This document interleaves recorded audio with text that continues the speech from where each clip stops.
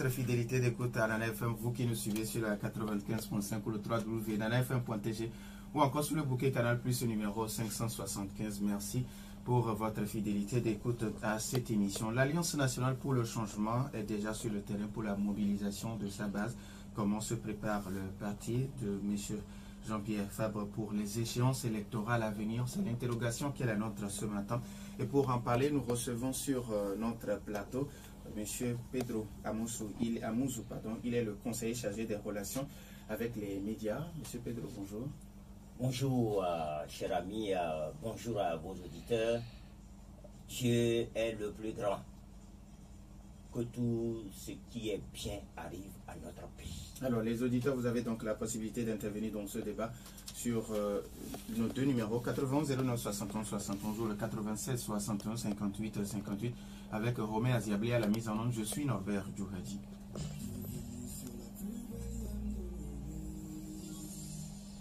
Une fois encore, merci pour votre fidélité, merci pour votre disponibilité.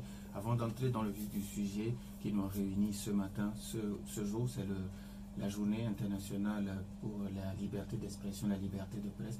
Je ne sais pas si vous avez un message à l'endroit des médias. Juste, puisque moi-même je suis journaliste, ce jour est sacré pour nous. C'est le jour que les Nations Unies ont consacré pour la liberté de la presse. Et vous n'êtes pas sans savoir que la liberté de la presse, pour nous journalistes, c'est quelque chose qui nous rappelle d'abord à notre devoir, mais qui nous rappelle également comment nous devons faire notre métier pour permettre à la population de mieux saisir les choses et pour permettre également à la nation, par nos informations, se tailler un bon développement. Alors, je voudrais d'abord souhaiter une bonne fête à tous les journalistes, et à tous les médias du Togo et d'ailleurs, parce que le métier est très difficile. Très très difficile de venir porter l'information, de donner l'information. Beaucoup de gens ne savent pas que le journaliste, avant de venir au micro ou bien avant de prendre sa plume, devra aller sur le terrain, recueillir les informations et essayer de faire le tri de toutes ces informations-là et mettre aussi de l'objectivité avant de venir donner l'information. Alors, tout ce que je peux souhaiter à la presse togolaise, c'est qu'elle se porte mieux et que les décideurs du pays puissent comprendre que ils doivent soutenir la presse. C'est très important parce qu'un pays sans presse, vous voyez que ce pays-là est voué à volo. Alors, il y a quelques jours, quelques semaines, vous étiez sur le terrain pour parler à votre base, pour parler aux Togolais. Quel a été le message que vous avez porté à l'endroit de cette population? Vous savez que l'ANC est un parti bien organisé. Depuis 2020, nous avons fait déjà 3 tournées nationales. D'abord, dans un premier temps, pour pouvoir voir l'état de nos structures de base sur le terrain. Ensuite, leur donner les informations nécessaires qui doivent leur permettre de se lancer dans la remobilisation de la population. Ces tournées nous ont amenés aux confins du pays. Je peux vous dire que nous sommes même passés par Kwikpakandi, nous sommes allés là où aujourd'hui la nation a des problèmes, c'est-à-dire là où il y a les attaques djihadistes. Nous sommes passés par là pour pouvoir former nos militants de base. L'ANC, qui a 130 fédérations aujourd'hui sur l'étendue du territoire, Vous voyez que c'est du travail. L'autre chose, c'est de demander à nos structures de base d'approcher les populations, de leur expliquer ce qui se passe sur le plan national. Et je crois que l'ANC fait fort pour faire ce travail-là, et vous n'êtes pas sans savoir que c'est avec beaucoup de difficultés. Alors, aujourd'hui, le recensement électoral a commencé depuis le samedi dernier pour la zone numéro 1. Des manquements sont constatés un peu partout. Je ne sais pas si vous êtes déjà rendu sur le terrain et puis quels ont été vos constats. Je peux vous dire que l'ANC s'est bien organisé pour suivre ce recensement. Vous n'êtes pas sans savoir que si on doit avoir de très bonnes élections, la première des choses, c'est d'avoir un fichier électoral propre, correct.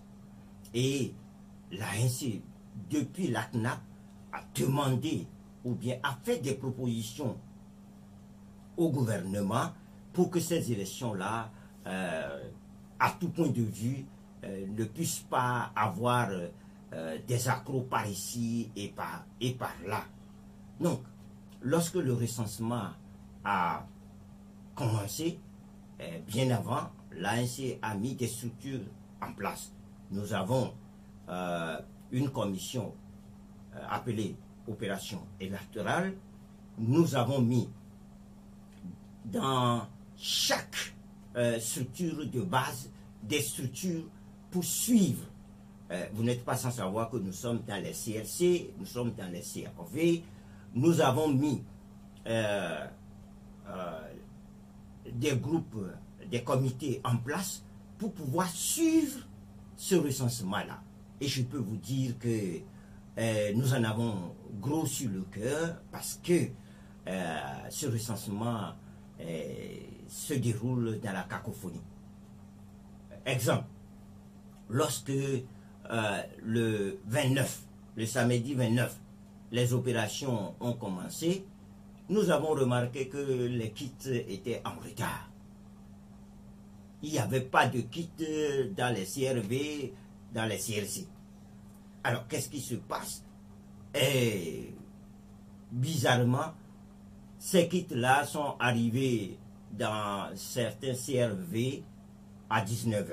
Je donne le cas de la commune du Golfe 5, le cas de la commune du Golfe 1, où les kits sont arrivés vers 17 h, dans l'ensemble, vers 17 h. Ce qui était encore grave, c'est que quand ces kits sont arrivés, elles sont tombées en panne immédiatement.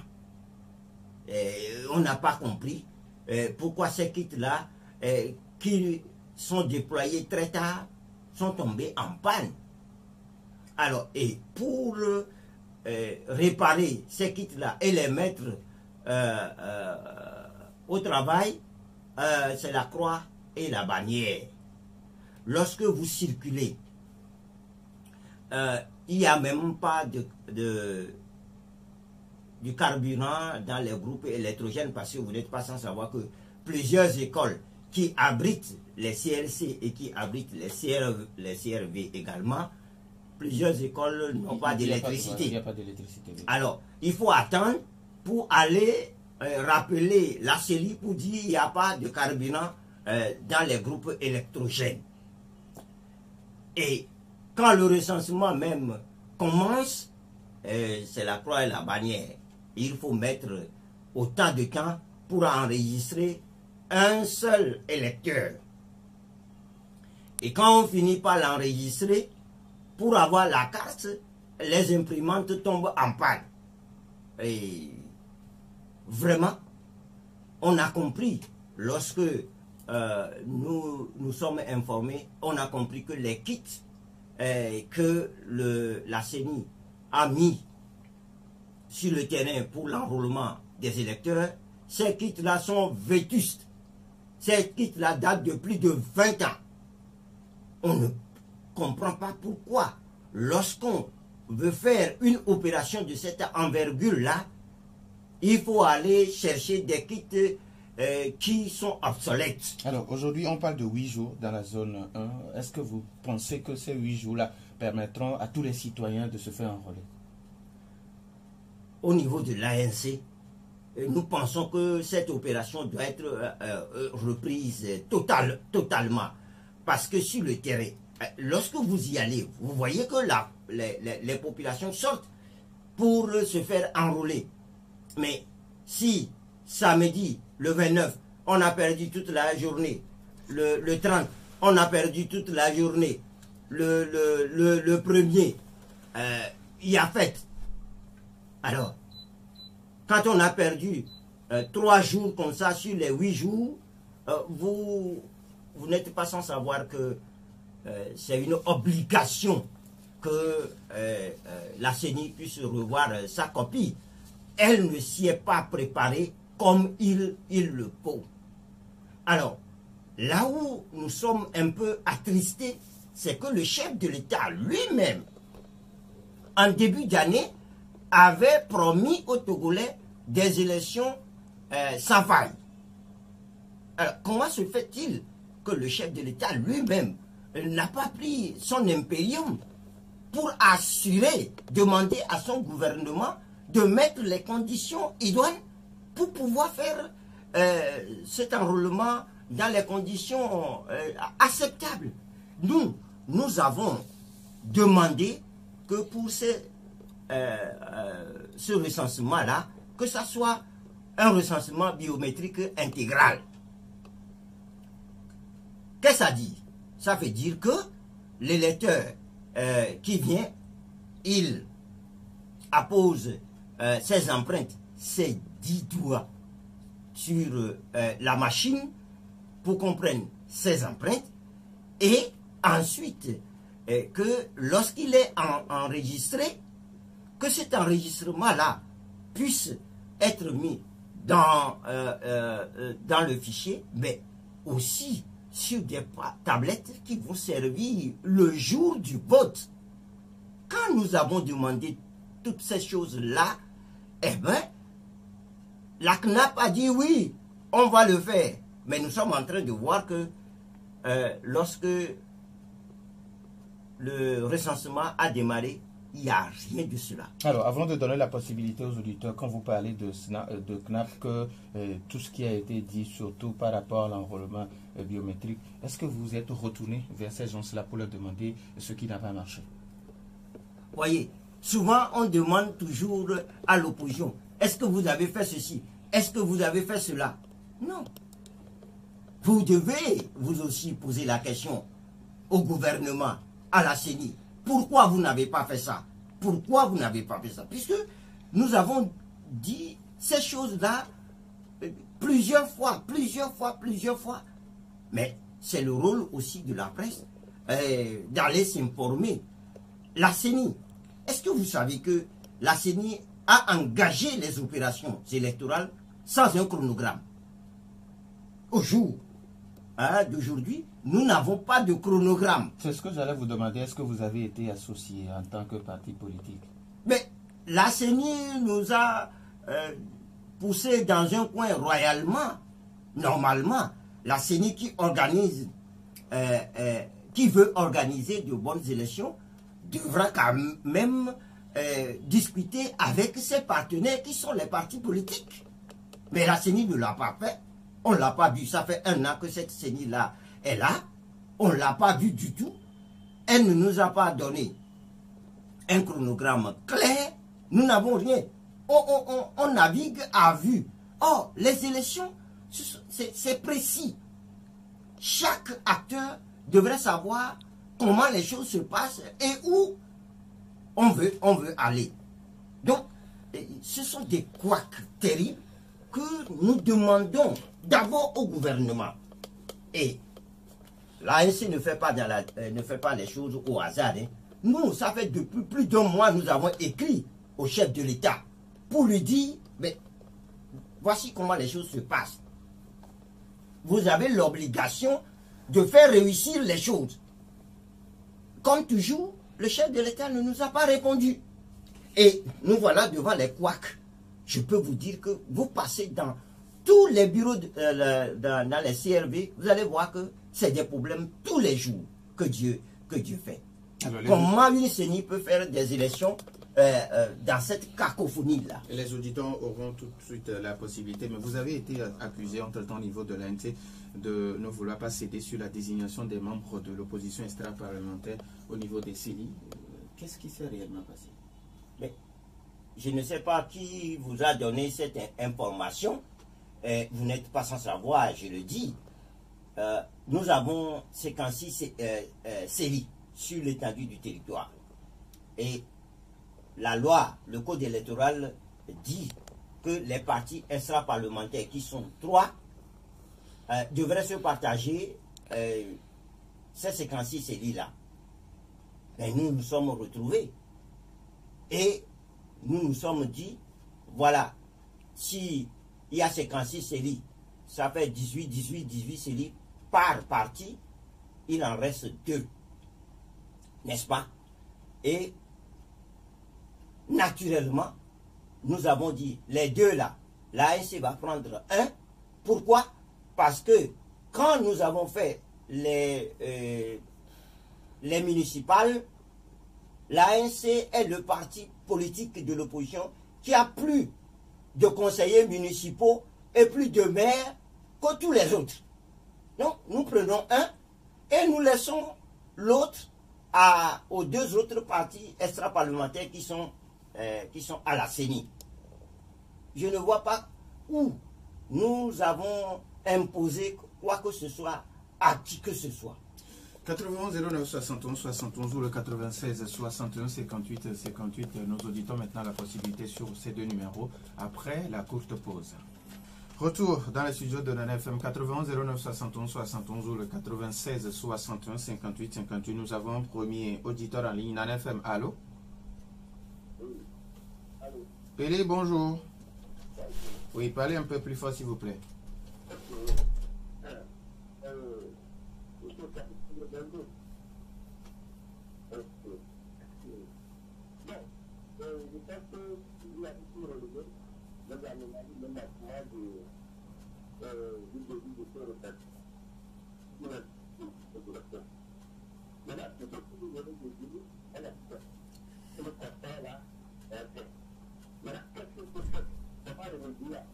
D'accord. La première question, je ne peux pas aller poser ça à notre service public, donc vous êtes au niveau de l'ANC, vous êtes dans la commune. Et le silence de la commune, vous allez vous résolu ça. Maintenant, la première question, c'est-à-dire ceux qui sont en de la commune et qui ne veulent pas parler, ou bien c'est l'autre partie qui vont amener le membre là-bas qui doit parler. La première question. Deuxième question, je pense que le mandat de la commune est là. Le renouvellement, comment ça se renouvelle? Merci. Merci à vous aussi, PD. Je vais vous rappeler les questions une à une. 91 09 71 71 ou le 96 61 58 58. Les auditeurs ont toujours la possibilité. Alors, la première question de... Ok, nous avons un autre auditeur. Nana FM, allô? Oui, bonjour. Oui, monsieur Basile, bonjour. Comment vous allez? Ça va bien. Ah, ok, d'accord. Je n'ai pas de radio avec moi. D'accord. L'invité, je pense que c'est Pedro, c'est ça? Oui, c'est lui. Bon, moi, je vais poser cette question quand il disait nous à l'ANC, là. Est-ce qu'ils sont en train de suivre ce qui se passe en Guinée? Comment est-ce que les leaders sont solidaires entre eux? Nous à l'ANC, nous à l'ANC, est-ce que ça nous a conduit à quelque part jusqu'à présent?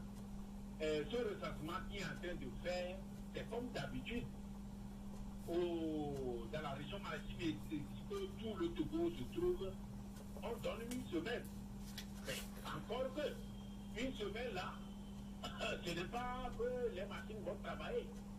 Jusqu'à présent, je ne suis pas parti sur un lieu de recensement. Quand les gens reviennent me dire comment ça se passe, je dis que ben, moi qui ne marchais pas, je vais aller, je cherche quoi là-bas?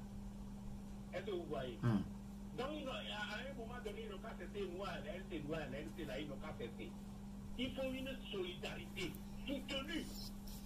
c'est pas ce qu'ils disent que nous, on est suffisant, l'ANC c'est très structuré, les trucs, ils n'ont qu'à laisser ces affaires-là. S'ils veulent, à moins que c'est ce qu'ils veulent. Merci. Merci à vous aussi, M. Basile. 80 09 71 71 ou le 96 61 58 58. Nous avons un autre auditeur. En FM, allô? Bonjour, Norbert. Monsieur Gado, bonjour. Bonjour à notre invité. Bon, moi, ma question est pourquoi le président n'est pas suivi pour avoir quelque chose en commun qui leur vraiment, qui est fier avec, par exemple, pour la liste électorale. Vous pouvez tout faire pour que la mairie distribue le cadre. Au moins pendant un an, bon, tout le monde reste en cadre. Mais vous êtes divisé, c'est ça qui me préoccupe moi. Parce qu'il faut être élu pour engager quelque chose de bien du gouvernement. Vous ne le faites jamais. Mais pour les élections, vous êtes déjà divisé. C'est pas grave, ça peut vous sortir merci. Mais pour avoir quelque chose en commun, vous ne le faites pas. Pourquoi? Bonne journée. Merci, bonne journée à vous aussi, monsieur Garo. 80 09 71 71 ou le 96 61 58 58. Nana FM, allô? Bonjour. Oui, bonjour. C'est Komi. Monsieur Komi, comment allez-vous? Oh non, ça ne va pas. D'accord. Première question. Oui. Vous savez que ceux qui nous dirigent n'aiment jamais faire bien les choses.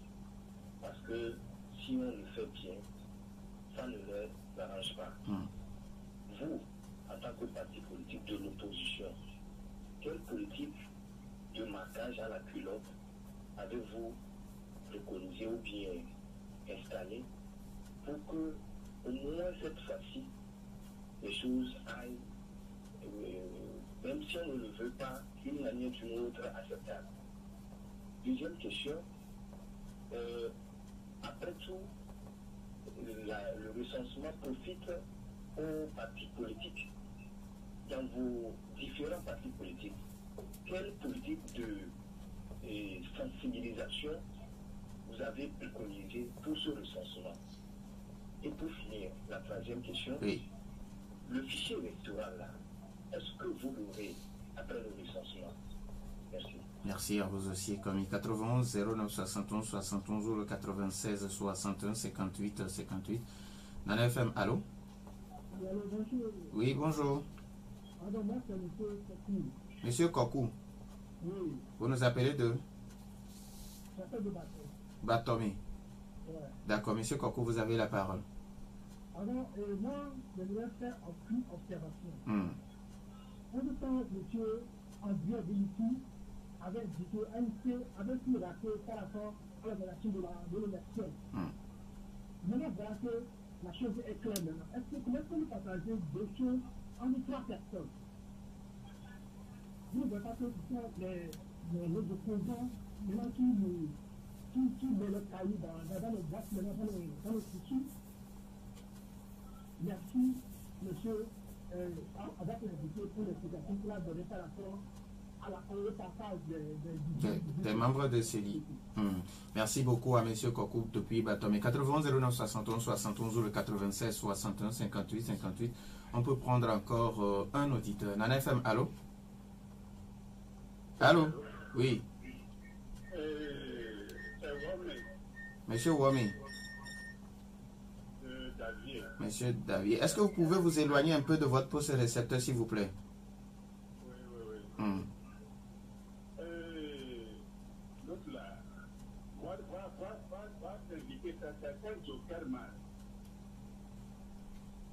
Quand ils viennent chez nous à Tizi, là, pour faire la campagne, ils racontent n'importe quoi.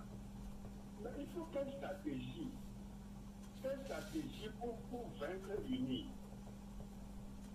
Quand ils viennent, ils insultent les gens unis, il faut rester ceci, bon, on tue les gens, et ils n'ont aucun programme. Mais nous voulons un programme. Quand vous allez à l'Assemblée, vous allez voter quelle loi? Vous allez faire quoi? Bon, il y a question de péage, il y a question de SMIC, tout ça là. Vous avez quel programme? Merci. Et quand ils viennent, là, les gens, il faudra faire ceci. Moi, ce que je dis, quand ils viennent encore, ils n'ont pas le temps encore de les gens. Vous avez quel programme? Merci beaucoup à M. Womi depuis Davier. Maintenant, je pense qu'on va donner maintenant la possibilité à l'invité de répondre. Nous avons plusieurs questions. Pelé qui vous demande, vous avez déjà constaté les manquements, surtout dans les centres de recensement. Maintenant, qu'est-ce qu'il faut faire? Pelé a toujours cette tendance à dire qu'est-ce qu'il faut faire. Pelé est un citoyen. Lorsqu'on constate de graves dysfonctionnements comme ça, qu'est-ce que le citoyen doit faire? Pourquoi c'est toujours à nous qu'on pose la question, qu'est-ce qu'il faut faire? Non, nous avons saisi. Je prends un exemple banal.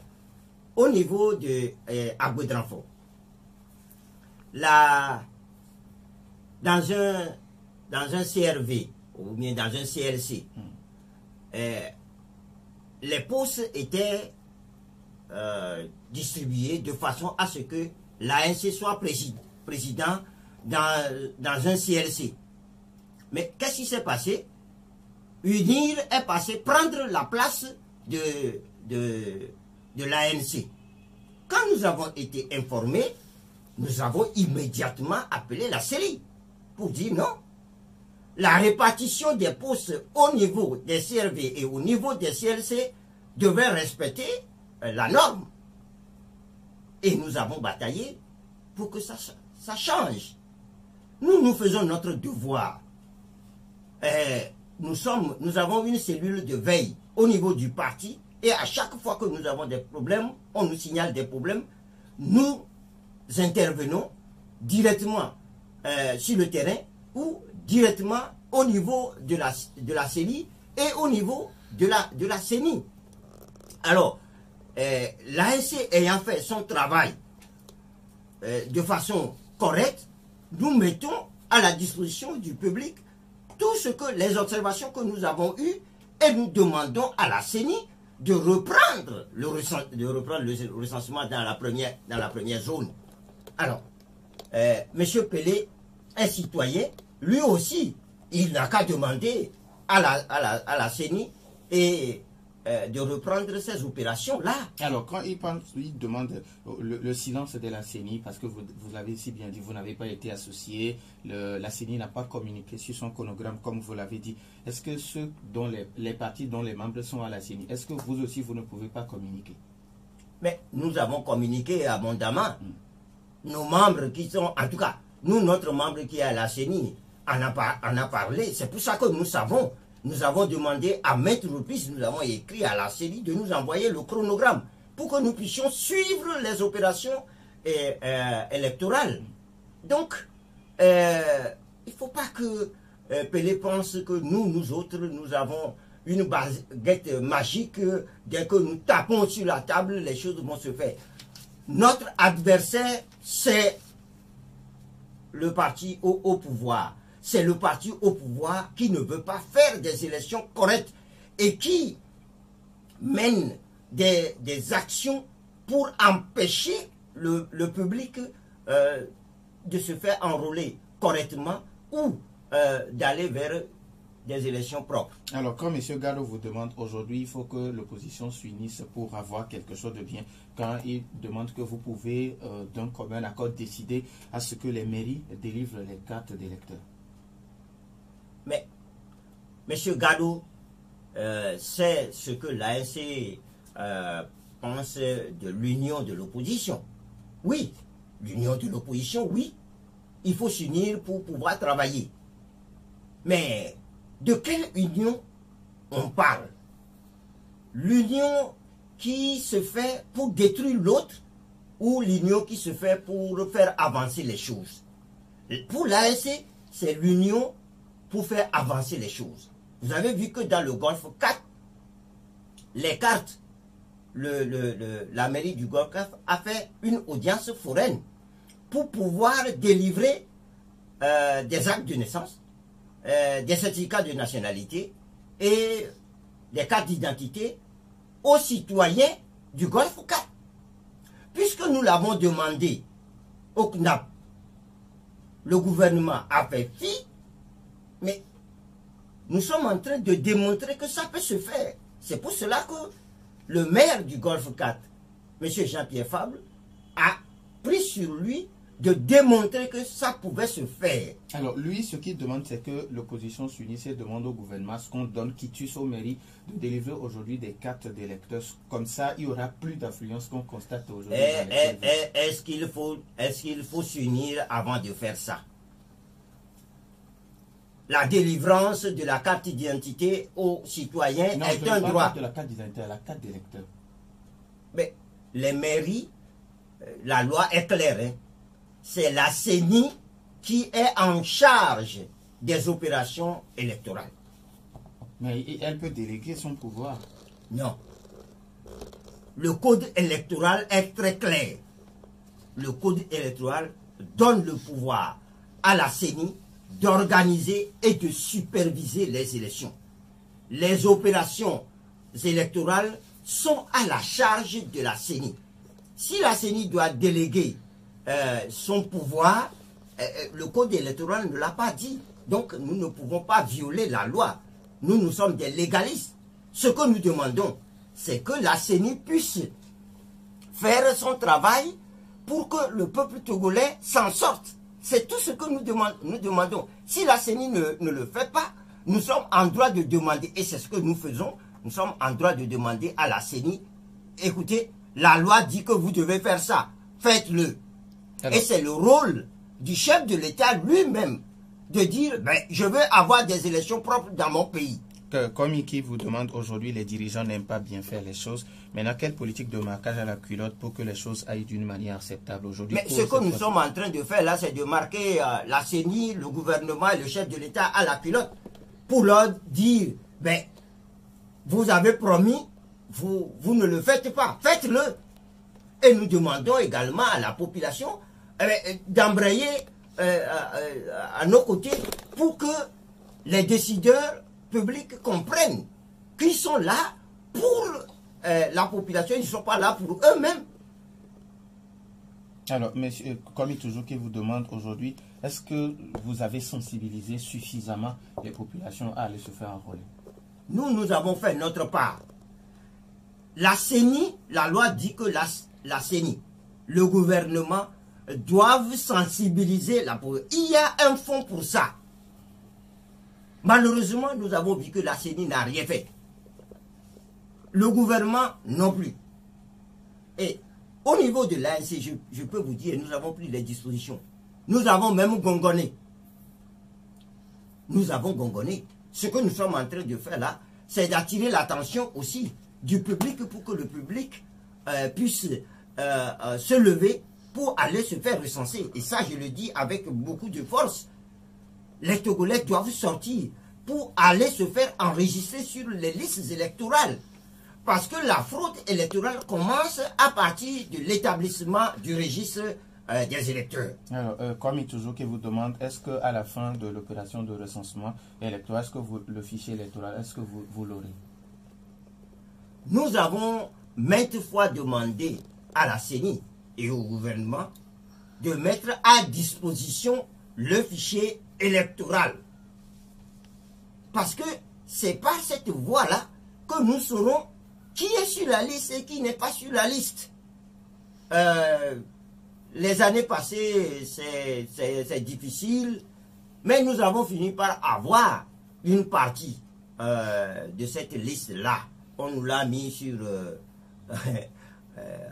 on nous l'a donné en PDF, croyant que nous ne pouvons pas décoder tout ça. Maintenant, quand cette opération sera terminée, d'ailleurs, je le répète, l'opération doit être reprise dans la zone 1. Quand ça sera terminé, nous allons demander à la CENI de mettre à notre disposition le fichier. Alors, M. Ouame de Davier qui vous demande quand vous êtes sur le terrain pour vos campagnes surtout, au lieu d'insulter les gens, présentez-leur un programme. Il veut que vous leur présentez un programme. Quand on sera élu, on va faire ci, on va faire ça. Quand nous serons à l'Assemblée nationale, nous allons faire ci, nous allons faire ça. Il dit, à la place des insultes, nous voulons des programmes. Je ne sais pas